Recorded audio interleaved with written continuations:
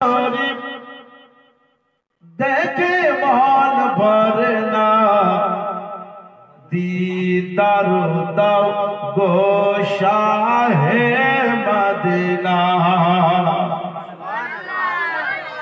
আপনারা পড়বেন দিদার দাও গো শাহে মদিনা। কারণ আপনাদের পড়াতে যদি আল্লাহর দয়া হয়, নবীর মায়া হয়, তো একদিন না একদিন আমার বিশ্ব নবীর দিদার পেয়ে যাবেন। আর বিশ্ব নবীর যখন দিদার পাবেন তো জেনে রাখবেন, যদি নবীর মোহাব্বত দিলে তাকে তো বিনা হিসাবে জান্নাতি হয়ে যাবেন। নবীর রওজা শরীফ দেখে মন ভরে না दीदार दाओ गो शाहे मदीना। दीदार दाओ गो शाहे मदीना। আপনার বাড়িতে যদি কোনো বিহাই আত্মীয় স্বজন আসে তো আপনি বলবেন মেহমান এসেছে। আবার যখন আপনার মাদ্রাসার তালিব ইলম আসবে তো বলবেন নবীর মেহমান এসেছে। তো তালিব ইলম নবীর মেহমান, দুনিয়াবী মানুষ এক অপরের মেহমান। আরজি করেন আল্লাহ তোমার মেহমানকে, তো আল্লাহ বলবেন আমার মেহমান হলো আমার রহমত লিল আলামিন। তালবিরা ফাঁকি দিয়েছে মাওলানা সাহেব, মেহমান যদি নবী তো একবার শেষ তো সন্ধ্যা থেকে আসতে পারতো। ওরা পড়াশোনা করে এলো, ক্লাস কখন এছাড়া আগে শেষ হয়ে যায়। বেরাদার আর আমার বিশ্ব নবী রহমত লিল আলামিন আল্লাহর মেহমান। কোথাকার মেহমান না, তো আরশের মেহমান। তাই কবি লিখছে আর কি বলছে দেখেন, আরশের মেহমান করেছে আল্লাহ, কত শান কত মান মোরু কামলিওয়ালা। ও গো মদিনাওয়ালা, ও গো মদিনাওয়ালা করো করুণা। दीदार दाओ गो शाहे मदीना। दीदार शाहे मदीना। नबीर रौजा शरीफ देखे मन भरे ना। दीदार दाओ गो शाहे मदीना। दीदार दाओ शाहे मदीना। पृথিবীর যেখানে আমি গিয়েছি, কম বেশি দুঃখ তো পেয়েছি। পৃথিবীর যেখানে আমরা গিয়েছি, কম বেশি দুঃখ তো পেয়েছি। নবীর রওজায় গেলে, জোরে বলো, নবীর রওজায় গেলে দুঃখ থাকে না। দীদার দাও গো শাহে মদিনা। দীদার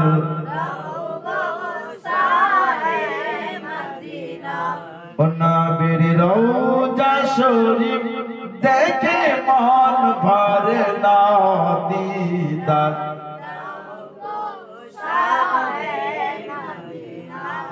জালিম মুবারক দেখিলে এক নজর, নূরেতে ঝলমল করে অন্তর।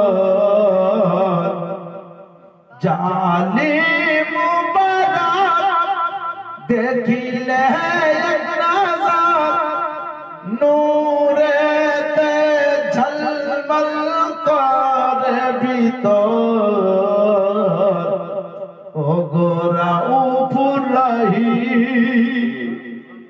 করো করুণা দিদার দাও গো শাহে মদিনা দিদার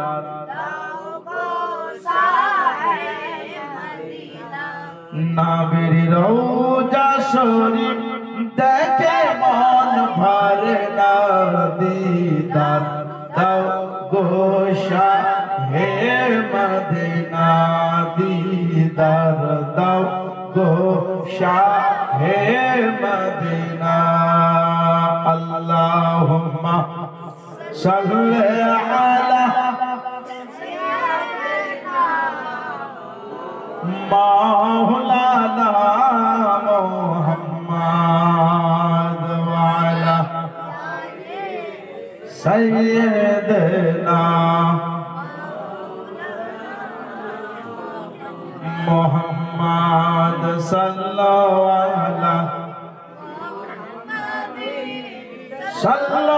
আলা মুহাম্মদ সাল্লাল্লাহু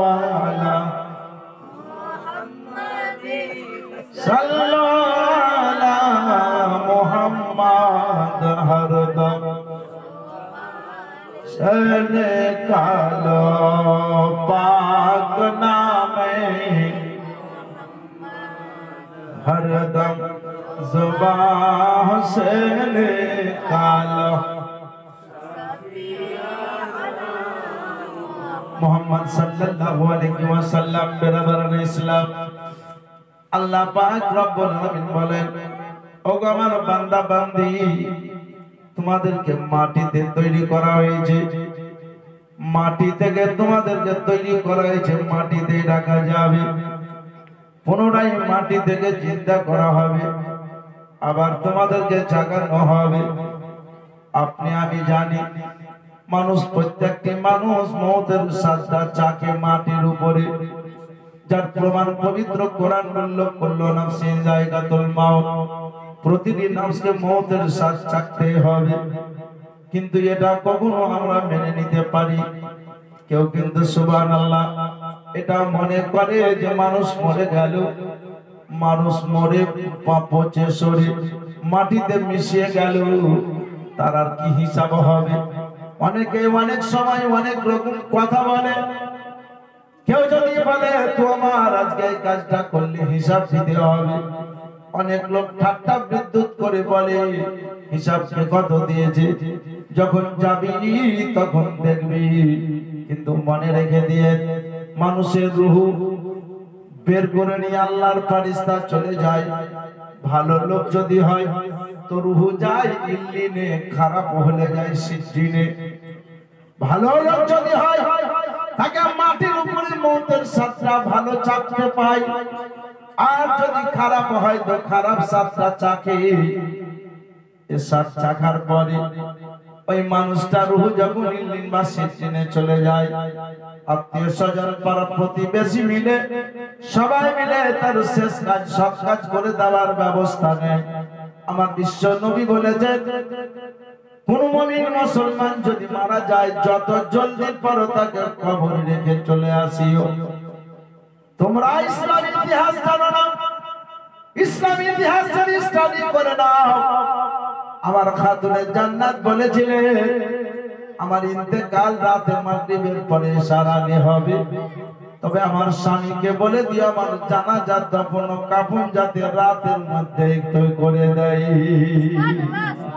সকাল যাতে না হয় বিশ্বনবী তিনটি কাজ খুব তাড়াতাড়ি করতে বলেছে সে তিনটি কাজ কি এক নাম্বার হলো নামাজ ওয়াক্ত হলেই পড়ে নিতে হবে দুই নাম্বার হলো যখন কোন মুমিন মুসলমানের ছেলে মেয়ে বিয়ের উপযুক্ত হবে জলদি বিবাহ দিতে হবে তিন নাম্বার হলো যখন কোন মুমিন মুসলমান ইন্তেকাল করবে তো তাড়াতাড়ি তাকে দফন ও কাফনের ব্যবস্থা করে দিতে হবে একটা যদি চিন্তা করে আমরা তিনটি কাজই কিন্তু লেটে করি বুঝতে পারছেন নামাজের কথা যদি বলে অধিকাংশ লোক যদি মসজিদে খুঁজতে যান জুয়ানি অবস্থায় নামাজি কম বুড়া অবস্থায় নামাজ ধরেছে, দাঁত নাই, সূরা ততলিয়ে যাচ্ছে। আমার বিশ্ব নবী রহমাতুল লিল আলামিন আকা মুস্তাফা সাল্লাল্লাহু আলাইহি সাল্লাম বলেছেন, ও আমার উম্মত উম্মতি, নামাজের সময় হলে জলদি নামাজটা পড়ে নিও। কিন্তু আমরা আজ নাই কাল, আজ নাই কাল, আজ নাই কাল করতে করতে দেরি করে দেয়। নবী আমার বলেছেন, তোমার ছেলে মেয়ে বিয়ের উপযুক্ত হলে বিয়ে দিয়ে দিও। কিন্তু আমরা চিন্তা ভাবনা করি না, মেয়েটা আমার মাধ্যমিক দিল তো সুবহানাল্লাহ, এইচএস দাও, বিএ গ্রাজুয়েশন কমপ্লিট করো, এমএ করো, আইএ করো, বিভিন্ন রকম আমরা পড়াই কিংবা বাড়িতে রাখি। আমি আপনাদেরকে জানাতে চাই, ছেলে বড় হলো বিয়ে দেওয়ার পরিকল্পনা করলাম না, মেয়ে বড় হলো বিয়ে দেওয়ার চিন্তা ভাবনা করলাম না। তৃতীয় নাম্বার হলো, যখন কোন মুমিন মুসলমান মারা যায় তখন আমরা চিন্তা ভাবনা করি ছেলেটা চেন্নাই আছে, গাড়ি ধরেছে, আসবে, তারপরে মাটি দেব। দেশ বিদেশ থেকে ফোন করে, কখন তখন কাপন হবে গো, বলে তোমাকে এখন খবর দিতে পারবো না, একটু সময় লাগবে, ছেলে কলকাতায় আছে, আসবে, তারপরে খবর হবে। আমার বিশ্ব নবী যেগুলো বলেছে তার বিপরীত আমরা চলি। আপনি কি কোনোদিন মনে রেখেছেন, বিশ্ব নবীর কথা মেনে যদি চলেন, আমার বিশ্ব নবী রহমাতুল লিল আলামিন বলে দিয়েছেন, ও আমার উম্মত উম্মতি, আমি তোমাদের জন্য বহু কিছু করেছি, তোমার একটা জিনিস স্মরণে রাখিও, যদি আমার কথা মেনে তোমরা চলো, আমি রহমাতুল লিল আলামিন কথা দিলাম তোমাদের, আমি নবী যেগুলো করতে বলেছি যদি পালন করো, যা থেকে তোমাদেরকে বিরত থাকতে বলেছি যদি বিরত থাকো, তাহলে মনে রাখিও মাটির উপরে চলার দায়িত্ব তোমাদের থাকবে, আর মাটির ভিতরে তোমাদেরকে চালাবার দায়িত্ব নবী আমার থাকবে। এত বড় কথা বাপ বলতে পারে না, মা বলতে পারে না, বিবি বলতে পারে না, বেটি বলতে পারে না, ছেলে বলতে পারে না। এই জন্য তো বুখারী শরীফের হাদিসে আছে, বাপ থেকে বেশি ভালো নবীকে বাঁচতে হবে, মা থেকে বেশি ভালো নবীকে বাঁচতে হবে, ছেলে মেয়ে বিবি আত্মীয় স্বজন থেকে বেশি নবীকে ভালোবাসতে হবে। এমনকি টাকা পয়সা জমি জায়গা তো দূরে থাক, নিজের জান থেকে বেশি ভালো নবীকে বাঁচতে হবে। যখন নিজের জান থেকে বেশি ভালো নবীকে বেছে নেবেন, মনে রাখবেন তখন আপনার নামটা মুসলমানের খাতা থেকে মুমিনের খাতায় উঠে যাবে। এই হাদিস দ্বারা প্রমাণিত, মুসলমান আলাদা, মুমিন আলাদা। এটাও মনে রাখবেন, মুমিন কোনোদিন জাহান্নামে যাবে না, মুসলমান জান্নাতে যেতে পারে নাও পারে, কিন্তু মুমিন জান্নাতি হয়ে যাবে। মুসলমানের আগু আমি আপনাদেরকে জানাতে চাই, আর শুধু মুসলমানের খাতায় নাম রেখে লাভ হবে না। বর্তমান সময় আমাদের পিঠ দেওয়ালে লেগে গেছে, একবার মুমিনের খাতায় নামটা তুলে দেন। আপনি বলবেন মুমিনের খাতায় নাম তুলতে গেলে কি করতে হবে? আমার নবী মুস্তাফার হাদিসে পাককে ফলো করে চলতে হবে, আল্লাহর কোরআনকে ফলো করে চলতে হবে, সাহাবায়ে কেরামের মতকে ফলো করে চলতে হবে, তাবেঈনদের মতপথকে খেয়াল করে চলতে হবে। সুবহানাল্লাহ, আউলিয়া কেরামদের মতপথকে খেয়াল করে চলতে হবে। আপনি জানেন, আপনাকে যখন আপনার আত্মীয় স্বজন কাফন পরিয়ে, জানাজা পরিয়ে কবরে 1.5 হাত 3.5 হাত কবরে রেখে দেয়, আপনাকে সুবহানাল্লাহ রাখার পরে যখন দুইজন ব্যক্তি কবর থেকে উঠে যায়, কাফন তিনটির বাঁধন খুলে দেয়, পাঁচ পিছিয়ে যখন মাটি চাপিয়ে দেয়, আপনি কি খবর রেখেছেন? ওই সময় অবস্থায় মাটি দিয়ে যখন আপনি 2.5 কদম বাড়ির দিকে অগ্রসর হন, সেই সময় কবরের একটা সাইডকে ছিদ্র করে দেওয়া হয়, জানলার মতো ফুটো করে দেওয়া হয়।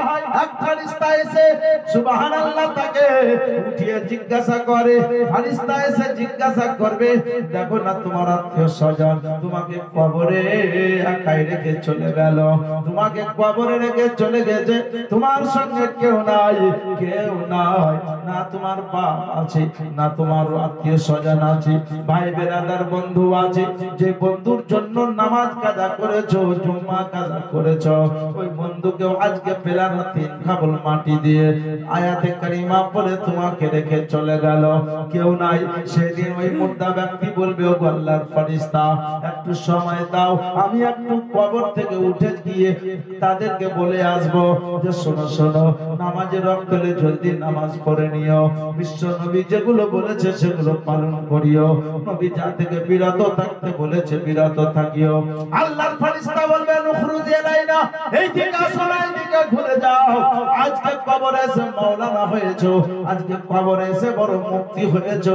সেদিন তোমার বাড়ির পাশে একটা লোক ইন্তেকাল করেছিল, তার চান্দিচার উদ্দেশ্যে মিলাদুন নবীতে আলেম ওলামারা খুলে খুলে বলেছিল কবরের পরিস্থিতি এই হবে, কবরের আরাম এই হবে, হাসরের আরাম এই হবে, পুলসিরাতের খবর এটা হবে, মিজানের খবর এটা হবে, হাউজে কাউসারের খবর এটা হবে, আরাফাতের ময়দানে কিয়ামতের দিন এইভাবে বিচার হবে।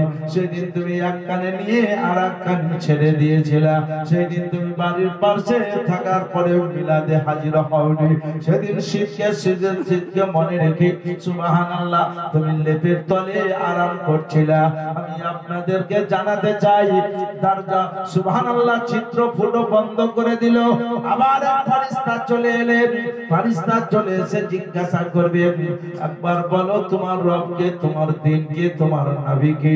প্রশ্নগুলো আরবিতে হবে, আল্লাহর রহমত হবে, নবীর ওসিলা হবে যে আপনি আরবিতে উত্তর দিয়ে দেবে, আরবিতে উত্তর দেবে। কি উত্তর দিবে জানেন না তো, জানেন না, আরবি বলবেন হা হা লাদুরি, আফসোস কিছুই জানি না। বেরাদারান ইসলাম, আল্লাহর নবী আকরাম মুস্তাফা সাল্লাল্লাহু আলাইহি সাল্লাম বিশ্ব নবী বললেন, তোমাকে আল্লাহ প্রসঙ্গে প্রশ্ন করা হবে, যদি উত্তর দিয়ে দাও রব্বি আল্লাহ, আমার রব আল্লাহ। প্রশ্ন হবে মান রব্বুকা, তোমার রবকে, বললা রব্বি আল্লাহ, আমার রব আল্লাহ। মা দিনুকা, তোমার দিন কি, যদি বলে দাও দিনুল ইসলাম। দুটো প্রশ্নের উত্তর দিলে তবুও তুমি পাস করতে পারবে না। যখন শেষ নাম্বার প্রশ্ন হবে মা কুনতা তাকুলু ফিসানে হাযা হাক্কে রাজুল, তৃতীয় নাম্বার প্রশ্ন যে সামনে একজন ব্যক্তি দেখছো, এই প্রসঙ্গে কিছু জানো, তুমি যখন বলবা না হুয়া মুহাম্মাদুর রাসূলুল্লাহ সাল্লাল্লাহু আলাইহি সাল্লাম, তখনই সুবহানাল্লাহ তুমি পাস করে গেলে। যদি আমার বিশ্ব নবীর প্রেমিক হও তো নবীকে দেখা মাত্র কবরে শুয়ে থাকবে না, নবী মুস্তাফাকে দেখা মাত্র উঠে দাঁড়িয়ে যাবা।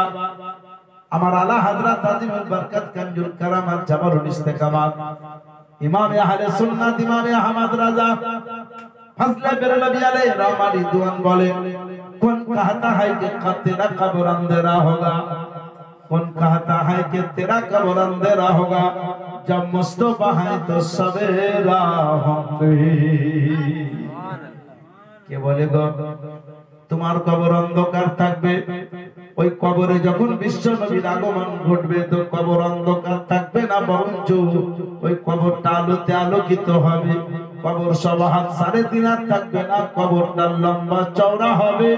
নবীর যদি তুমি প্রেমিক হও তো তোমার জন্য কবর জান্নাতের বাগান হয়ে যাবে।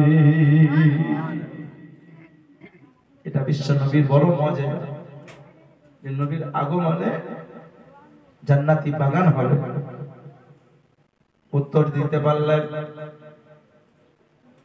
তো আবার এক ধরনের ফেরেশতা আসবে, তারা জান্নাতি পোশাক লেবাস নিয়ে আপনার কবরে হাজির হয়ে যাবে। আর উত্তর যদি দিতে না পারলেন তো এক ধরনের ফেরেশতা আসবে, হাতে তাদের হাম্বল থাকবে, হাতুড়ি। উত্তর দিতে না পারলেন ফেরেশতা এসে আপনার মস্তকে আক্রমণ করবে, মস্তকে বাড়ি মারবে। হাদিস শরীফে আছে একটা বাড়ি দেবে তো আপনি 70 গজ জমিনের নিচে চলে যাবে, আবার উঠানো হবে, আবার মারা হবে, এই করে বারবার আপনার উপরে আক্রমণ করা হবে।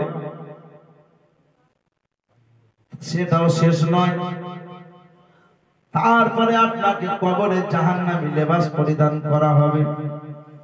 বুখারী শরীফের হাদিস আছে, সাপ বিচ্ছু বিভিন্ন রকম বিষাক্ত জিনিস আপনার আশপাশে থাকবে। বুখারী শরীফের হাদিসে আছে, একটা নয় দুটো নয়, 99 খানা বিষাক্ত সাপ আপনার আশপাশে ঘুরবে গো।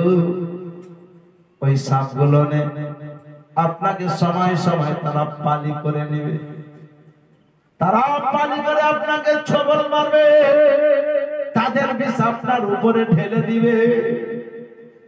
ও মুসলমান, সেই সাপ কত বিষাক্ত সাপ জানেন? আপনার কামার কোরের মাঠ দিয়ে যদি একটা সাপকে ছেড়ে দেওয়া হয়, মুক্তিয়ানে দিন সারে মাতিন বলে, একটা সাপকে আপনার এলাকায় যদি ছেড়ে দেয়, এই এলাকার কয়েক কিলোমিটার ধরে কোন রকমের ওই সাপের বিষের তাড়নায় রবি ফসল হবে না, বিষে ছাই হয়ে যাবে। এ ধরনের বিষাক্ত সাপ আপনাকে ছোবল মারবে, বিষাক্ত বিচ্ছু আপনার কবরে আক্রমণ হবে, আপনার কবরে জাহান্নামী খাবার আগমন হবে, প্রবেশ করবে। আর যদি ভালো ব্যক্তি হয়, জান্নাতি বালিশ আনবে, জান্নাতি বিছানা আনবে, জান্নাতি পোশাক এনে আপনাকে শুইয়ে দেবে। মুসলমানের আগে ওই যে ছিল রুহু ইল্লিনে, ভালো লোকের রুহু মানুষ আর এক কদম চলা মাত্র ইল্লিন থেকে রুহু এনে ফেরেশতা পুনরায় আপনার বডিতে সেট করে দিবে। রুহু যেমন দেওয়া তেমন লোকটা উঠে দাঁড়িয়ে যাবে। আপনি একটা জিনিস পরীক্ষা করে নিতে পারেন, মানুষের রুহু চলে যাওয়ার পরে চোখ অনেকক্ষণ ধরে দেখে, চোখের কিন্তু সুবহানাল্লাহ অনেকক্ষণ ধরে ক্ষমতা থাকে। ধীরে ধীরে যখন রুহু চলে যাওয়ার সময় হয়ে যায়, রুহু চলে যাওয়ার পরে যখন সময় অতিবাহিত হয়, তার বহুক্ষণ পরে চোখের সুবহানাল্লাহ ধীরে ধীরে চোখটা ছোট হয়ে যায়। আমি আপনাদেরকে বোঝাতে চাই, ভালো লোকের পরিস্থিতি ভালো হবে, ইহ জগতেও ভালো, পর জগতেও ভালো, এটা মাথায় রেখে চলতে হবে। জান্নাতি লেবাস আপনাকে পরানো হবে, জান্নাতি বিছানা আপনার জন্য কবরে বিছানো হবে। এক ধরনের ফেরেশতা চলে আসবে জান্নাতি খাবার নিয়ে, বলবে আপনি জান্নাতি ব্যক্তি কি খেতে চান? আপনি মেওয়া চাইলে মেওয়া পাবেন, আপেল চাইলে আপেল পাবেন, আঙ্গুর চাইলে আঙ্গুর পাবেন, যেটা চাইবেন সেটা পাবেন। ওগো মুসলমানেরা, আপনাকে জান্নাতি খাবার খাইয়ে দেওয়ার পরে আপনাকে বলবে একটু পানি পান করে নেন, তবে মাথায় রাখবেন জান্নাতি খাবার খেয়ে পেশাব পায়খানা হয় না, জান্নাতি পানি পান করলেও পেশাব হবে না, জান্নাতি খাবার খেলেও পায়খানা হবে না। এটা জান্নাতি খাবারের বড় বৈশিষ্ট্য। আমার বিশ্বনবী বললেন, ওগো আমার উম্মত উম্মতি, কবরে তোমাকে শুইয়ে দেওয়া হবে, সেই সময় সেই অবস্থায় জেনে রাখো, ওই মাইয়াতটা বলবে আমি কবে উঠবো, আর একটা ফেরেশতা এসে বলবে আপনাকে শোয়াতে এলাম। বলো আল্লাহর ফেরেশতা আমি উঠবো কবে? বলে মনে এটাও রেখে দেন, যেদিন দুনিয়া ধ্বংস হবে, যেদিন দুনিয়া শেষ হবে, সেদিন আপনার নিদের ঘোর ভাঙবে। আপনার ঘোর ভেঙে গেল, নিদ ভাঙলো, এবার কিয়ামতে বিচার হবে। তাহলে এক ঘরে কিয়ামত, জাহান্নামী ব্যক্তির 10 মিনিট 5 মিনিট পর পর ঘুম ভাঙবে, স্বাভাবিক কথা।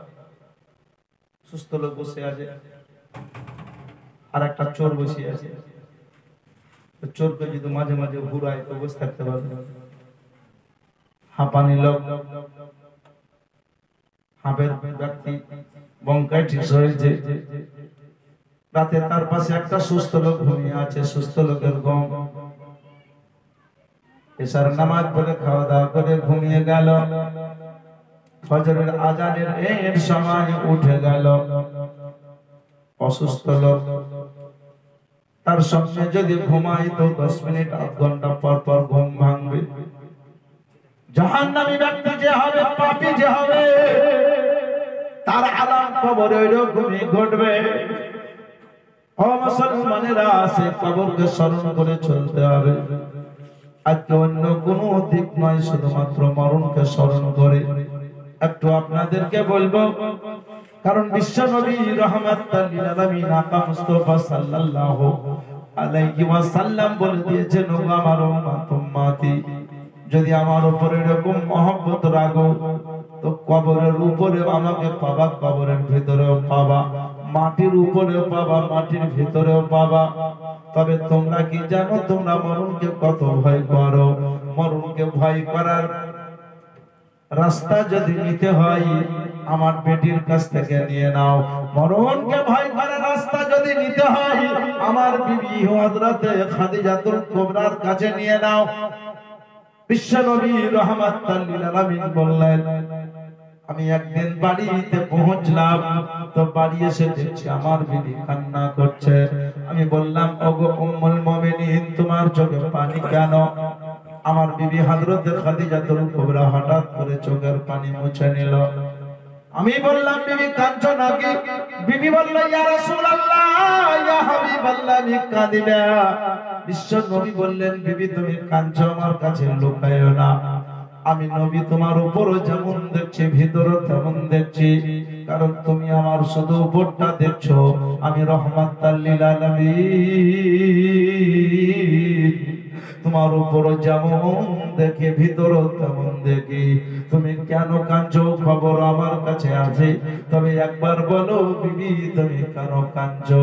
আমি রাহমাতাল লিল আলামিন, ইন্নী আরা মা লা তারাউনা ওয়া আসমাউ মা লা তাসমাউন, আমি যা দেখি তা তোমরা কেউ দেখো না, এবং আমি যা শুনি তা তোমরা কেউ শোনো না। হযরত উম্মুল মুমিনিন হযরত খাদিজাতুল কুবরা রাদিয়াল্লাহু তাআলা আনহা কীর্তনজলে হস্তে মস্তকের নিচু করে আরজি করলেন, আসসালাতু ওয়াসসালামু আলাইকা ইয়া রাসূলুল্লাহ, আসসালাতু ওয়াসসালামু আলাইকা ইয়া হাবিবাল্লাহ, ফিদা কওমি ইয়া বি নবী গো হুজুর, একটা কারণে আমার হৃদয় ফেটে গেল, চোখে পানি চলে এলো। বিবি কোন কারণে বলতে পারো? বলে, ইয়া রাসূলুল্লাহ, ইয়া হাবিবাল্লাহ, ওই যে আপনি কবরের কথাটা বলেছেন, কবরের কথা শোনা মাত্র আমার অন্তর ফেটে যায়। ইয়া রাসূলুল্লাহ, ইয়া হাবিবাল্লাহ, হুজুর কবরের কথা যে আপনি বলেছেন, যদি ভালো কাজ করে যেতে না পারে, ভালো কাজ কাম করে যদি যেতে না পারে, ওই যে কবরের মাশরিকের মাটি মাগরিব, মাগরিবের মাটি মাশরিক, সুমালের মাটি জনাব, জনাবের মাটি সুমাল, অর্থাৎ পূর্ব পশ্চিম উত্তর দক্ষিণের মাটি দৌড়াদৌড়ি আসবে আর এসে তোমার দেহকে চূর্ণ বিচূর্ণ করে দেবে। ইয়া রাসূলুল্লাহ, ইয়া হাবিবাল্লাহ, নবী গো আপনার এই কথা শুনে আমার অন্তর ফেটে যায়। আমি বিবি আপনার কবরে কেমন করে থাকবো? ইয়া রাসূলুল্লাহ, ইয়া হাবিবাল্লাহ, একদিন দুদিন তিন দিন ধরে খেতে পাইনি, আপনার নূরের চেহারা দর্শন করেছি। আকা মুস্তাফা গো আপনাকে দেখেছি তো আমার ভোগ পিপাসা মিটে গেছে। ইয়া রাসূলুল্লাহ, ইয়া হাবিবাল্লাহ, হুজুর আপনাকে দেখে ভোগ পিপাসা মিটে গেছে, কিন্তু হুজুর ওই যে কবরে আমি থাকবো, কেমন করে থাকবো অন্ধকার ঘরে, তার জন্য একাই বসে বসে কাঁদছি। ইয়া রাসূলুল্লাহ, ইয়া হাবিবাল্লাহ, নবী গো আমার ফাতেমা ছোট মেয়েকে রেখে চলে যাব, ফাতেমা মা মা বলে কাঁদবে, আমার সঙ্গে ফাতেমার আর সাক্ষাৎ ইহে জগতে হবে না, আমার সঙ্গে ফাতেমার দেখা হবে না, ফাতেমা মা মা বলে কাঁদবে। আমার বিশ্ব নবী বললেন, বিবি কাঁদিও না, আমি রাহমাতাল লিল আলামিন তোমাকে বলতেছি, ওগো বিবি এই ঘটনা হবে পাপীদের জন্য, এই ঘটনা হবে মুমিনদের জন্য নয়। এটা তুমি তো হলে জান্নাতের মালিক ও মুক্তারের বিবি। তুমি কি জানো জান্নাতের খালিক আল্লাহ, মালিক আল্লাহ আমাকে করেছে আমি রাসূলুল্লাহ। ওগো বিবি এটাও মাথায় রাখো, তোমার বেটি যে ফাতেমার কথা তুমি বলছো, এই ফাতেমা হবে জান্নাতের নারীদের সরদারিনী। ওগো বিবি, ওগো আয়েশা, হযরতে খাদিজাতুল কুবরা, জান্নাতের যুবকের সরদার তোমার নাতি দুটো হবে যে ফাতেমার গর্ভে থেকে আসবে, যাদের নাম হবে হাসান ও হুসাইন রাদিয়াল্লাহু তাআলা আনহুমা। তুমি চিন্তা করিও না। হযরতে খাদিজাতুল কুবরা মন খুলে কাঁদতে লেগেছেন। আমার বিশ্ব নবী বললেন বিবি কাঁদিও না, তোমার জানাজা নবী আমি পড়াবো, কাঁদতে হবে না। তবুও নবী মুস্তাফার বিবির কান্না বন্ধ হয় না। আমার আকা মুস্তাফা বললেন বিবি কান্না করিও না, তোমার কবরের উপরে আমি, কবরের ভিতরে আমি কান্না করিও না। বলে ইয়া রাসূলুল্লাহ না না, তবুও যে আমার মন মানে না।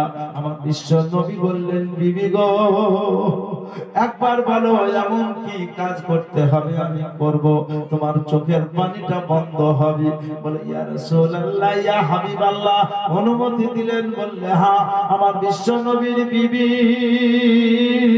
হযরত খাদিজাতুল কুবরা বললেন, ওগো আমার স্বামী, ওগো আমার আকা, ওগো আমার মুস্তাফা, ওগো রাহমাতাল লিল আলামিন, ফিদা কাউমি আবি, আপনার পদতলে আমার পিতামাতা কুরবান হয়ে যান।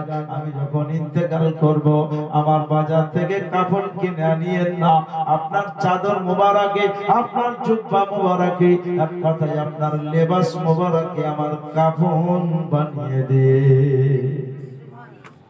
হুজুর, আপনার লেবাস মোবারকে আমার কাফন বানিয়ে দিয়ে।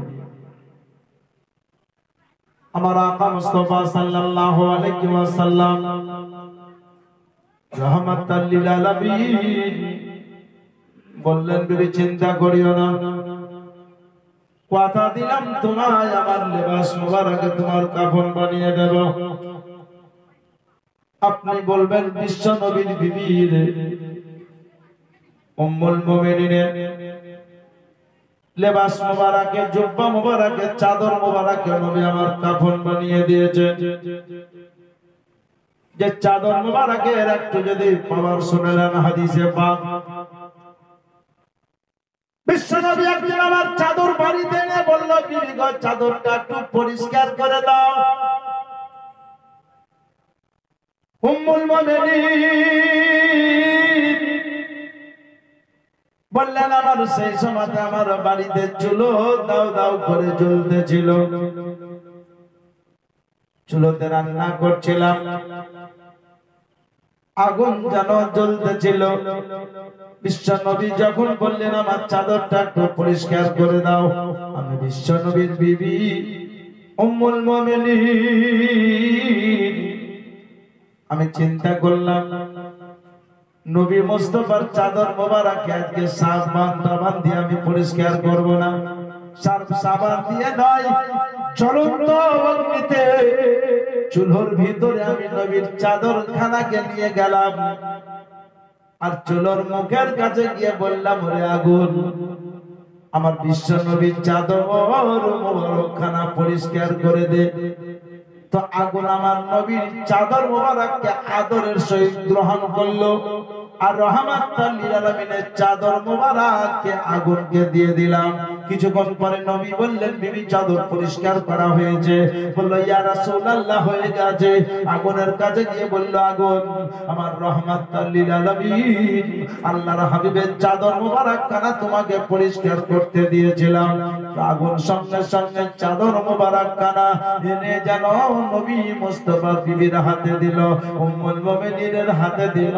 উম্মুল মুমিনিন বর্ণনা করতেছে, কত সুন্দর চাদর দোকানে পাওয়া যাবে না, কত সুন্দর আয়রন প্রেসে করলেও হবে না, যত সুন্দর পরিষ্কার পরিচ্ছন্ন আগুনে নবীর চাদর মোবারককে করে দিয়েছে। আগুনে নবী আমার মুস্তাফার লেবাস মোবারককে, চাদর মোবারককে পরিষ্কার করে দেয়। মনে রাখেন, সে আগুন কি নবী মুস্তাফার চাদরকে দেখলে জ্বলতে থাকে। সেই আগুন বলল, আমার বিশ্ব নবীর চাদর মোবারক পরিষ্কার করতে পেরেছি, তো আমি বড় সৌভাগ্য হয়েছি। আমার রাহমাতাল লিল আলামিন আকা মুস্তাফা সাল্লাল্লাহু আলাইহি ওয়াসাল্লামের চাদর মোবারকে হযরতে উম্মুল মুমিনিন খাদিজাতুল কুবরার কাফন বানিয়ে নবী দিয়েছিলেন।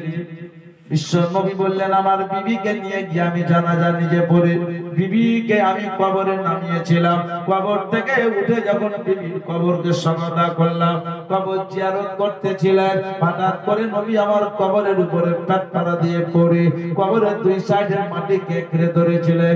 সাহাবায়ে কেরাম নোট করতেছিলেন, বিশ্ব নবী চেহারার যেন পরিবর্তন ঘটলো।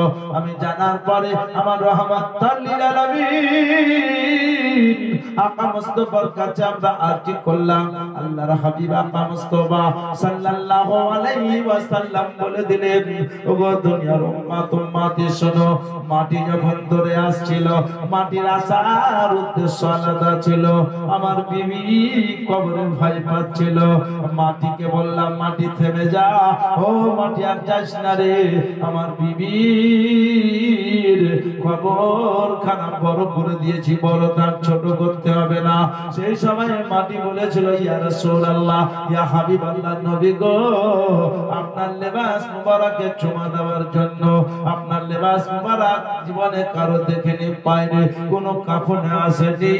ইয়া রাসূলুল্লাহ, আপনার জুব্বা মুবারক, আপনার চাদর মুবারকে চুমা দেওয়ার জন্য একটু যেতাম। আমার বিশ্ব নবী বললেন, না না, আমার বিবি হযরত খাদিজাতুল কুবরা রাদিয়াল্লাহু তাআলা আনহার কবর দূরে সরে যা, লম্বা চওড়া হয়ে যা। বিশ্ব নবীর কথা শুনে মাটি দূরে চলে গেল, লম্বা চওড়া হয়ে গেল। বিশ্ব নবী আলহামদুলিল্লাহ বলে আওয়াজ দিয়ে উঠলেন, জগৎকে জানিয়ে দিলেন, ওগো আমার উম্মত উম্মতি, আমার বিবি যদি এরকম চিন্তা ভাবনা করে, আমার উম্মুল মুমিনিন আমার খাদিজাতুল কুবরা যতদিন বেঁচে ছিল, আমি রাহমাতুল লিল আলামিন জীবনে কোনোদিন কাউকে বিবাহ করিনি। আমার খাদিজাতুল কুবরার ইন্তেকালের পরে নবী আমি বিয়ে করেছি দ্বিতীয় বিবাহ, যার নাম হযরত সাউদা রাদিয়াল্লাহু তাআলা আনহা। সেও বেওয়া নারী ছিল, স্বামীহারা নারী। ও মুসলমানের আগো, তাহলে হিসাব করে যদি দেখেন, বেওয়া নারীদের সম্মান বাড়িয়েছে আমার রাসূলুল্লাহ, নারীদের সম্মান বাড়িয়েছে আমার বিশ্ব নবী রাহমাতুল লিল আলামিন আকা মুস্তাফা সাল্লাল্লাহু আলাইহি ওয়াসাল্লাম। এর নবী বললেন, ওগো আমার উম্মত উম্মতি, খুব বেশি বেশি মরণকে স্মরণ করো, খুব বেশি বেশি মরণকে স্মরণ করো। হযরত সাদ ইবনে মাযের কবরে এটা হয়েছিল, হযরত সাদ ইবনে মাযের জানাজাতে এমনকি ফেরেশতারাও এসেছিলেন। তবু নবী পেট পাড়া দিয়ে তার কবরে পড়েছিলেন। আমার বিশ্ব নবী রাহমাতুল লিল আলামিন বললেন, ওগো আমার উম্মত উম্মতি, একবার জিজ্ঞাসা করো আমার জুন্নুরাইনকে, হযরত ওসমান গনিকে। হযরত ওসমান গনি হলো আমার জামাতা জুন্নুরাইন। হযরত রুকায়ার সঙ্গে বিয়ে দিলাম, ইন্তেকাল করলো। দ্বিতীয় বেটি হযরত উম্মে কুলসুমের সঙ্গে দিয়েছিলাম। দুটো নূরের অধিকারী, এর জন্য জুন্নুরাইন বলা হতো। আমার নবীর নূর, নবীর বেটি, নাতি নাতনি নূর। হযরত ওসমান গনি রাদিয়াল্লাহু তাআলা আনহু যখন কবরের পাশ দিয়ে যেতেন, তো কবর শরীফকে দেখলে কাঁদতেন। জোরে বলো, একটু মহব্বতে বলে সুবহানাল্লাহ। চুপচাপ হয়ে গেলে মরতে আমাদের কি হবে? শুধু নেকি সঞ্চয়ের জায়গা এটা। আরে নামাজ তো আল্লাহর ফরজ পড়তে হবে, নামাজ পড়লে কি নেকি পাওয়া যায়? বলেন, নেকি পাবেন? কথা বলেন না, পাবেন? কিছুই বুঝছেন না দিগো, কে বুঝে ভেবে? কোন নামাজ পড়বে না? ফরজ নামাজ পড়লেও নাকি পাবেন না, সুন্নাতে মুআক্কাদা পড়লেও নাকি পাবেন না, নফল পড়লে বেদে পাবেন, সুন্নাতে গার মুআক্কাদা পড়লে পাবেন। এবার আপনি বলবেন, মাওলানা কেন পাবো না? আপনি আমার কাছে 500 টাকা ধার নিয়েছেন, বা আমি আপনাকে 500 টাকা দিয়েছি, আমার টাকাটা রিটার্ন দিবেন, আবার পাবেন নাকি? আপনি আমার কাছে 500 টাকা নিলেন, টাকাটা আমি চাইলাম, আপনার টাকা দেওয়া হলো? মহান আল্লাহ পাক রব্বুল আলামিন বললেন, তোমাদের উপর আমি নামাজকে ফরজ করেছি, নামাজ যদি না পড়ো তো গুনাহ হবে, আর নামাজ যদি পড়ো তো গুনাহ থেকে মুক্ত থাকবে, গুনাহ থেকে বেঁচে গেলে। এক ওয়াক্তের নামাজ ইচ্ছাকৃত কাজা করলে ৮০ হুব্বা জাহান্নাম, আর এক হুব্বা সমান ৭০,০০০ বছর। জোরে বলুন। যারা পাইকারি হারে নামাজ পড়ছেন, নামাজ কাজা করেন, তারা শুনেন, যারা নামাজ আদায় করেন তারাও শুনেন। এটা আল্লাহ ফরজ করেছেন। নামাজ পড়ছেন মানে আল্লাহ ফরজকে মেনে নিলেন। এরপরে শেষ নামাজ যখন নফল পড়বেন তো নেকি পাবেন, তাসবিহ পড়বেন তো নেকি পাবেন, দোয়া পড়বেন নেকি পাবেন, দরুদ শরীফ পড়বেন নেকি পাবেন, সালাত ও সালাম পড়বেন নেকি পাবেন।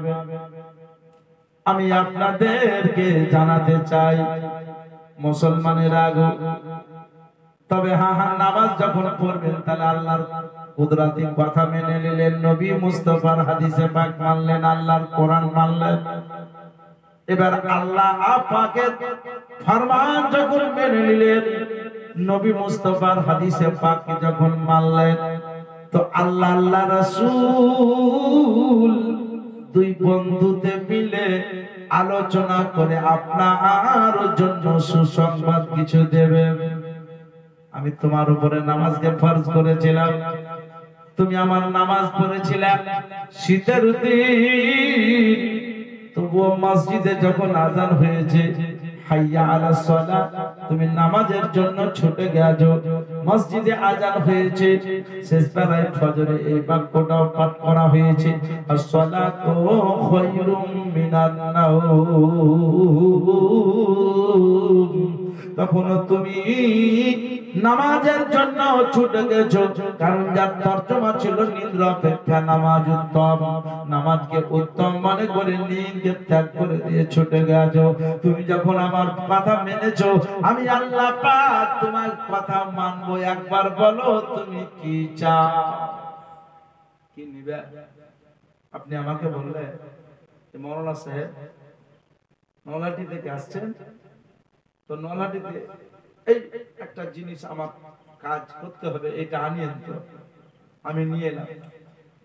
তাহলে তো আপনি আমাকে কিছু সুসংবাদ দেবেন, চা খান, ডিম খান, এটা করেন কেন? আমার একটা কাজ করে দিয়েছে মহান আল্লাহ পাক রব্বুল আলামিন বললেন, বান্দা আমি আমার হাবিবের উপরে 50 ওয়াক্তের নামাজ ফরজ করেছিলাম, আমার হাবিব বারবার এসে 45 ওয়াক্তের নামাজকে কম করে নিয়ে গেছে। সুতরাং জেনে রাখো 5 ওয়াক্তের নামাজ যদি পড়ো 50 ওয়াক্তের সওয়াব পেয়ে যাবে। 5 ওয়াক্তের মেনে নিলে, ফরজ নামাজ পালন করলে ওর পিছনে যে 45 ওয়াক্তের নামাজ আছে, সওয়াব আছে, সেটা তুমি পেয়ে যাবা, ওর সঙ্গে বলে এক্সেস পেয়ে যাবা। আর যখন এগুলো আদায় করে আমার কাছে আসবা, তখন বলবে আল্লাহ গো, তুমি নামাজ পড়তে বলেছিলাম, নামাজ পড়েছিলাম, তুমি রোজা করতে বলেছিলাম, রোজা করেছিলাম, হজ ফরজ হয়েছিল, তুমি হজ করতে বলেছিলাম, হজ করেছিলাম, রব্বুল আলামিন যাকাত দিতে বলেছিলাম, যাকাত দিয়েছিলাম। আল্লাহ তুমি যা বলেছো শুনেছি, তোমার হাবিব যা বলেছো শুনেছি। এবার আমি তোমার বান্দা, তোমার হাবিবের প্রেমিক, যা বলবো তোমাকে শুনতে হবে। শুনবে না? কথা বলে অবশ্যই শুনবে। আপনি যখন তিনাদের ফরমান মানবেন, তিনাদেরকে যেটা বলবেন সেটাই পাবেন। তবে মুসলমানেরা গো, আমার বিশ্ব নবী বললেন, শোনো, আমার জন্য রাই হযরতে ওসমান গনি রাদিয়াল্লাহু তাআলা আনহু কবরের পাশ দিয়ে যখন হেঁটে যেতেন, তখন কজর কাঁদতে থাকতে সাহাবারা দূর থেকে দেখতে যে হযরতে ওসমান গনি কেন কাঁদছে, হযরতে ওসমান গনির কান্না করার কারণটা কি? ওনাকে উপাধি দিয়েছে জুন্নুরাইন, নবীর জামাতা, দুটো নুনের অধিকারী সুবহানাল্লাহ, তবুও কারো কাঁদছে। আমার আকা মুস্তাফা সাল্লাল্লাহু আলাইহি ওয়াসাল্লাম রাহমাতাল লিল আলামিন তিনার কাছে গিয়ে সাহাবায়ে কেরামেরা সালাম দিয়ে আরজি করলেন, আসসালাতু ওয়াসসালামু আলাইকা ইয়া রাসূলুল্লাহ, আসসালাতু ওয়াসসালামু আলাইকা ইয়া হাবিবাল্লাহ, ফিদাকা উম্মি ইয়া নবী গো, আপনার গোলামকে দেখলাম, আপনার কৃতদাসকে দেখলাম, আপনার জামাতা হযরতের জন্য রায় ওসমান গনি রাদিয়াল্লাহু তাআলা আনহুকে দেখলাম, কবরের পাশ দিয়ে হেঁটে যাচ্ছিল, তার সামনে কয়েকজন সাহাবী ছিল, পেছনে ছিল, আগে ছিল, আশপাশে ছিল। ইয়া রাসূলুল্লাহ, ইয়া হাবিবাল্লাহ, নবী গো, তবে হযরত ওসমান গনিকে দেখলাম কবরটা দেখছেন আর অঝরনারে কাঁদছেন, ওনার চোখের পানি দাড়ি দিয়ে গড়তেছে। আমার বিশ্ব নবী বললেন, আমার ওসমান গনিকে জিজ্ঞাসা করো কেন কাঁদছেন। আমি নবী মুস্তাফা যদি বলি তোমরা বাবা শ্বশুর হয়ে হয়তো নবী মুস্তাফা জামাইয়ের আট দিতেছে, জামাইয়ের অন্তরের কথা বলতেছে, আমি বলতে পারলেও তোমরা আমার ওসমান গনিকে জিজ্ঞাসা করো কেন কাঁদছিল। হযরত ওসমান গনিকে বলল, হুজুর কেন কাঁদছিলেন বলে দিন। হযরত ওসমান গনি বললেন, শোনো গো, আমি কবর দেখলে বেশি বেশি কাঁদি, আমি কবর দেখলে বেশি বেশি কাঁদি। কেন বলে, আমি কবরের উপর যেমন দেখতে পাই, কবরের ভিতরও তেমন দেখতে পাই। কেমন সাহাবী, কবরের উপর যেমন দেখতে পাই, কবরের ভিতরে তেমন দেখতে পাই। আজ আপনি সপ্তাহে একদিন, মাসে একদিন কবরস্থান গিয়ে কোনদিন কি চোখের পানি দুই ফোঁটা ফেলেছে? না না না। কোন মানুষ যদি মারা যায় সেদিন কবরস্থানে যান, চোখের পানি ফেলবেন কি দুনিয়ার গল্পতে ব্যস্ত হয়ে যান। কথা কয়েন ঠিক কিনা?